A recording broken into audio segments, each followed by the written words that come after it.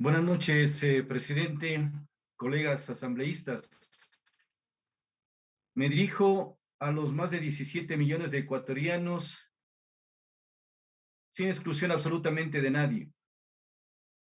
Aquellos que anhelan la paz social, el cambio, la reivindicación, mejores días, garantía de derechos.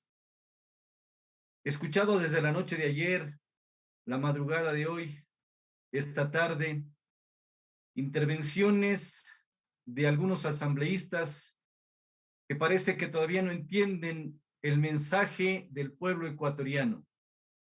Necesitamos unidad nacional, no que nos califiquen a un sector de malos y a otro sector de buenos, no que se autodenominen algunos asambleístas los que están con las causas justas, con la protesta social, y a otros que supuestamente están defendiendo intereses económicos. No se puede seguir alimentando esa división, ese sectarismo ideológico que lo único que hace es contribuir a esa división marcada que en nada contribuye a la estabilidad social, económica, política del país. Invoco, estimados colegas asambleístas, que en el análisis tengamos siempre objetividad, que no pongamos más leña al fuego. Yo no he traído, no es mi costumbre, presentar videos, porque eso significaría que solamente estamos siendo sectarios en una visión para un solo sector, cuando el país necesita que nos preocupemos absolutamente de todos. Mi intervención está enfocada en dos puntos para finalizar con uno que significa precisamente de la realidad provincial. El primero tiene que ver con las aspiraciones legítimas, con los planteamientos, con las manifestaciones de la Confederación de Nacionalidades Indígenas del Ecuador. Reivindicaciones sociales, económicas y políticas por demás justas, absolutamente todas. Que tenemos que apoyarlas, sí, esa es la decisión no solamente de los asambleístas, sino del pueblo ecuatoriano, porque la CONAIE no solamente exige reivindicaciones para su sector, está pidiendo para el pueblo ecuatoriano. Y es así que se hace necesario de que haya una revisión de la rebaja de precios de los combustibles. Totalmente de acuerdo con ello, porque con los precios que tenemos actualmente se han incrementado el costo de los productos de primera necesidad, el tema de los fletes de transporte y muchos otros más que no necesitan abundar porque el pueblo ecuatoriano lo conoce. Necesitamos también que se atienda lo que ellos plantean. El presupuesto para la educación intercultural es un derecho que además está en la Constitución. No es que están pidiendo algo que esté fuera del contexto constitucional. Necesitan que se promueva el tema de la agricultura, de la ganadería, que haya un subsidio de la URIA para poder tener sus productos y llevarlos a los centros de abasto de las ciudades donde nosotros nos proveemos de estos insumos agrícolas en precios más baratos. Es importante que se atienda el tema de la condonación de los créditos impagables en ciertos sectores de deuda pública que se mantienen en instituciones financieras, el que se reprogramen los créditos de la pandemia que fueron impagables, no solamente para el sector indígena, sino para todos los sectores sociales, emprendedores, artesanos, comerciantes, transportistas, todos quienes tuvieron que endeudarse para poder salir de esa crisis. Es importante que esos puntos relacionados con la salud, que es algo fundamental, es el derecho a la vida lo que se reclama, sea también atendido y que inmediatamente se provea de los insumos médicos, que se atienda el equipamiento de los centros de salud, de los hospitales, para que haya una atención digna al ser humano. Eso no es pedir absolutamente cosas extremas. El tema de las universidades, de la educación, todos esos aspectos deben ser analizados. Yo creo que el presidente y el gobierno nacional tiene que tener la sensibilidad, y le invocamos precisamente a ello, que las dos partes, que el sector que demanda sus aspiraciones legítimas en nombre del pueblo ecuatoriano, en el marco del absoluto respeto, y el gobierno nacional con las diferentes autoridades de los ministerios, inmediatamente den respuestas a estas legítimas aspiraciones. Las reivindicaciones justas, totalmente de apoyo, totalmente el respaldo a ellas.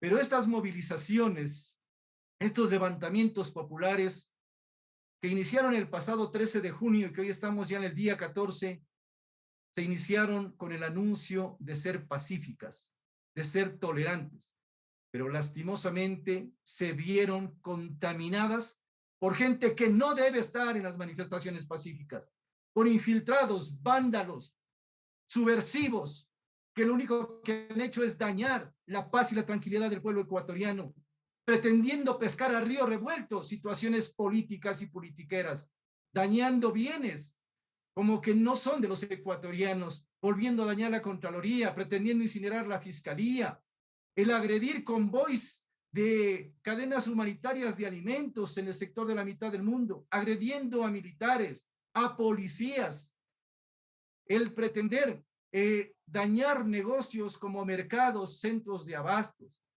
Y lo más indignante es lo que nos mirábamos por los medios de comunicación, atacar a una pobre mujer humilde que teniendo su kiosco de venta cerca de las instalaciones del Parque El Arbolito le destruyeron y le saquearon. Eso es inhumano, eso es indolente. Eso no lo hacen desde luego los sectores sociales, los sectores indígenas y campesinos. Eso hace gente infiltrada que lo único que hacen es crear el caos y el desorden. ¿Acaso no tienen también derechos los militares, los policías, las ambulancias que pretendiendo transportar pacientes, pretendieron llevarlos a los centros de salud y lastimosamente fallecieron por impedirles eso? ¿Acaso no son ecuatorianos y ecuatorianas los periodistas que hacen su trabajo con una cámara y un micrófono para llevar la información y son agredidos? Entonces no miremos solamente en un lado de la moneda, sino miremos todo. En el tema del artículo 130, numeral 2, que actualmente se lo está invocando por parte del sector de UNES, seamos siempre honestos y digamos ya al país lo que queremos.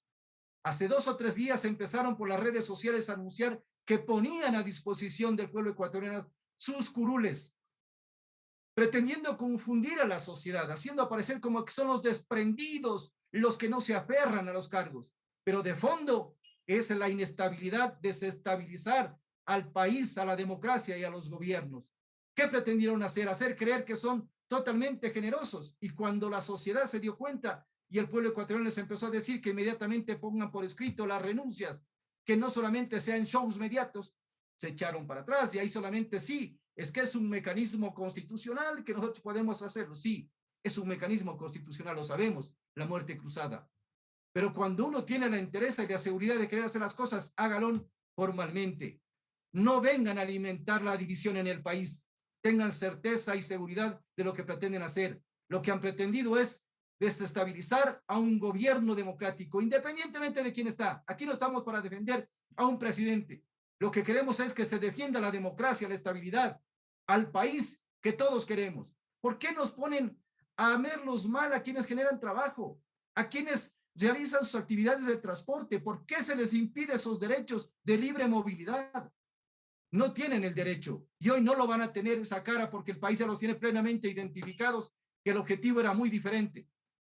Por último, presidente, colegas asambleístas, yo he escuchado con bastante prudencia y acierto algunas intervenciones que hablan precisamente de que no solamente se debe atender a las ciudades o provincias denominadas grandes o que están en el centro del país, hay que atender a los sectores periféricos, a las provincias periféricas, a las provincias fronterizas, que somos los guardianes permanentes del desarrollo, de la seguridad del país.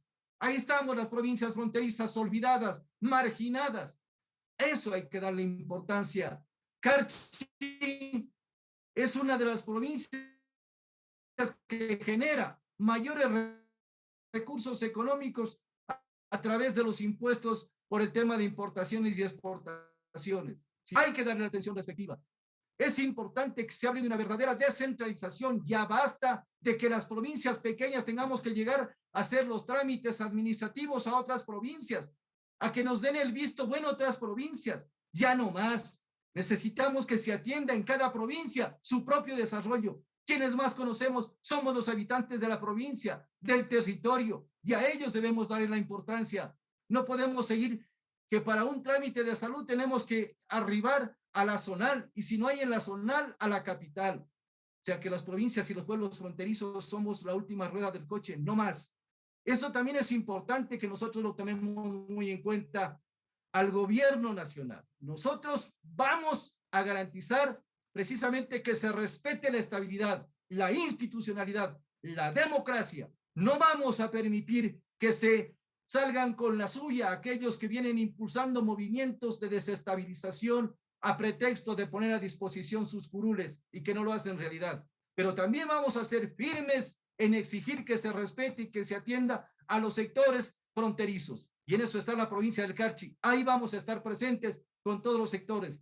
En manos del presidente, en manos del ministro de gobierno están las aspiraciones de la provincia. Si no fuera por los gobiernos autónomos descentralizados, que acá se ha habido atención en todos los sectores, no les podría contar cómo llegó tanta obra a nuestros sectores.